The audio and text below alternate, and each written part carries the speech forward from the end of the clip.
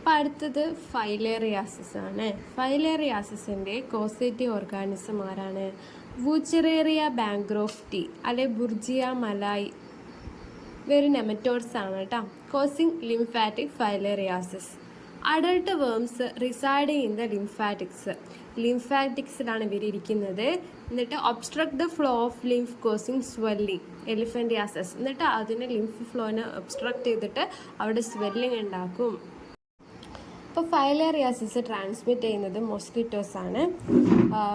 Anopheles, Culex, Aedes. Larvae of filarial വേമിനെ നമ്മൾ micro filaria എന്നാണ് പറയുക. മൈക്രോ ഫൈലേറിയ ഫ്യൂച്ചറേറിയ ബ്രാങ്കോഫ്റ്റി എന്ന് പറഞ്ഞ കളർലെസ് ആയിട്ടുള്ള ട്രാൻസ്പാരൻ്റ് ആയിട്ടുള്ള ആളാണ്. With blunt head and pointed tail. It is covered by a hyaline sheet with project slightly beyond the extremities ആണ്. സെൻട്രൽ ആക്സിസ് ഓഫ് ദ ബോഡിയിലെ ന്യൂക്ലിയസ് ഉണ്ടാവും. ഗ്രാനുൽസ് ഓഫ് ന്യൂക്ലിയസ് ആണ്. It serves a distinguishing character to identify the species ആണ്. Microfilaria of Brugia malayi എന്ന് പറയുമ്പോൾ smaller ആയിരിക്കും. Tail is not free from the nuclei. ഇനി അടുത്ത് നമുക്ക് ലൈഫ് സൈക്കിൾ നോക്കാം. അപ്പോൾ നമ്മൾ ഇത്രയും നേരം എന്താ പറഞ്ഞതെന്നറിയോ? ഫൈലേറിയാസിസ് ആണ്. ഫൈലേറിയാസിസ് കോസ് ചെയ്യുന്നത് വൂച്ചറേറിയ ബാങ്ക്രോഫ്റ്റി, ബുർജിയ മല എന്ന് പറഞ്ഞിട്ടുള്ള നെമറ്റോഡ്സ് ആണ്. ഇവർ മെയിനായിട്ട് ചെയ്യുന്നത് ലിംഫാറ്റിക്സിലെത്തിയിട്ട് ലിംഫാറ്റിക്സിലുള്ള അവിടെ ഒബ്സ്ട്രക്ഷൻ നടക്കുക, ലിംഫ് വെസൽസിൽ ഒബ്സ്ട്രക്ഷൻ നടന്നിട്ട് സ്വെല്ലിങ്ങും ഫൈബ്രോസിസും ഉണ്ടാക്കുന്നു. ഫൈലേറിയാസിസിൻ്റെ ലാർവയെ നമ്മൾ മൈക്രോ ഫൈലേറിയ എന്നാണ് പറയുക. ഓക്കെ, ഇനി ലൈഫ് സൈക്കിൾ നോക്കാം. ഇത് രണ്ട് നമ്മൾ നലയറയിൽ പറഞ്ഞതുപോലെ കംപ്ലീറ്റഡ് ഇൻ 2 ഹോസ്റ്റ് ഉണ്ട്, മാനും മോസ്കിറ്റോസും. അപ്പോൾ നമുക്കറിയാം ഡെഫിനിറ്റീവ് ഹോസ്റ്റും ഇൻ്റർമീഡിയറ്റ് ഹോസ്റ്റും ഉണ്ട്. ഡെഫിനിറ്റീവ് ഹോസ്റ്റ് എന്ന് വെച്ചാൽ സെക്ഷൽ സൈക്കിൾ നടക്കുന്നത്. അപ്പോൾ സെക്ഷൽ സൈക്കിൾ ഇവിടെ നടക്കുന്നത് മാനിലാണ്. അപ്പോൾ മാനാണ് ഡെഫിനിറ്റീവ് ഹോസ്റ്റ്. അപ്പോൾ ഇൻ്റർമീഡിയറ്റ് ആരായിരിക്കും? മോസ്കിറ്റോസ് ആയിരിക്കും. Micro filaria enter the host through blood meal.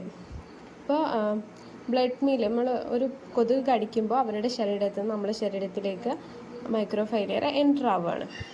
എന്നിട്ട് ഇൻഫെക്റ്റീവ് ലാർവേ മൈഗ്രേറ്റ് ചെയ്യുന്ന എവിടത്തേക്കാണ്? പെരിഫറൽ ലിംഫാക്ടസിലേക്കാണ്. അവിടെ വെച്ചിട്ടാണ് അവർക്ക് വളർച്ച നടക്കുന്നത്.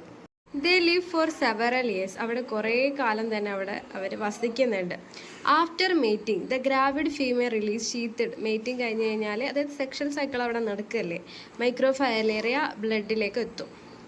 8 to 12 months after the initial infected. ആദ്യത്തെ ഇൻഫെക്ഷൻ കഴിഞ്ഞിട്ട് 8 to 12 months കഴിഞ്ഞ് കഴിഞ്ഞാലാണ് പിന്നെ ഇവരെ ഐഡൻറ്റിഫൈ ചെയ്യാൻ പറ്റുക. Mosquito infection by injection of the again വീണ്ടും മോസ്കിറ്റോ കടിക്കുമ്പോൾ അവർക്ക് ഈ മൈക്രോ ഫൈലേറിയ ശരീരത്തിലെത്തുകയും അവർ വീണ്ടും ഇൻഫെക്റ്റഡ് ആവുകയും ചെയ്യും. Microfilaria lose their sheath on arrival in the stomach. സ്റ്റൊമക്കിൽ മോസ്കിറ്റോൻ്റെ സ്റ്റൊമക്കിൽ ഇവർക്കൊരു ഹയാലിൻ ഷീത്ത് എന്ന് പറയില്ലേ, അത് ഉണ്ടാവില്ല due to gastric juices. Larvae migrate to thoracic muscles and develop to infective larvae over a period of 6 to 14 days. പിന്നെ 6 to 14 daysലാണ് thoracic മസിൽസിൽ, അതായത് മോസ്കിറ്റോയുടെ തൊറാസിക് മസിൽസിൽ ഇവരെത്തുകയും ഇൻഫെക്റ്റീവ് ലാർവയുടെ period of 6 to 14 days. The larva then migrate to mouth പാർട്സിലെത്തിയിട്ട് വീണ്ടും infection form ആയിട്ട് അഗെയിൻ സൈക്കിൾ എന്ത് ചെയ്യും? റിപ്പീറ്റ് ചെയ്യും.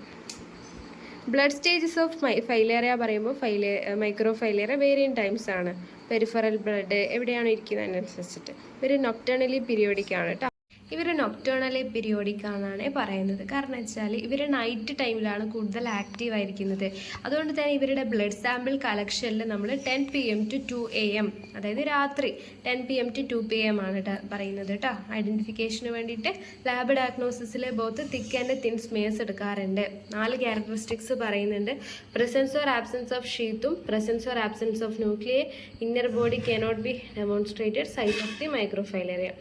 മെത്തേഡ് വെറ്റ് പ്രിപ്പറേഷൻ ഉണ്ട്. 2 or 3 drops ഓഫ് ബ്ലഡ് എടുക്കുക ക്ലിയർ ഗ്ലാസ് ലൈറ്റിൽ, എന്നിട്ട് കവർ സ്ലിപ്പ് ആഡ് ചെയ്യുക. എക്സാമിൻ്റെ അണ്ടർ ലോ പവർ ഒബ്ജക്റ്റീവിൽ ജസ്റ്റ് ഐഡൻറ്റിഫൈ ചെയ്യുക. അപ്പം നമുക്ക് ജസ്റ്റ് കാണാം, അതായത് ബ്ലഡ് എടുത്തിട്ട് ജസ്റ്റ് കവർ സ്ലിപ്പാക്കി നോക്കുന്നതാണ് wet preparation.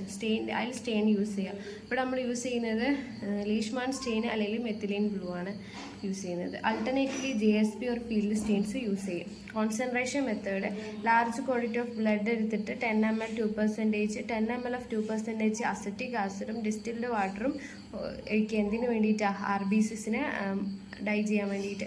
10 ml of 2% acetic acid and water ബ്ലഡിൽ നിന്ന് സെൻട്രിഫ്യൂജ് ചെയ്തിട്ട് സ്മിയർ ഉണ്ടാക്കുക, സെഡിമെൻറ്റിൻ്റെ സ്മിയർ ഉണ്ടാക്കുക, എന്നിട്ട് എയർ ഡ്രൈ ചെയ്തിട്ട് എക്സാമിൻ ചെയ്യുക.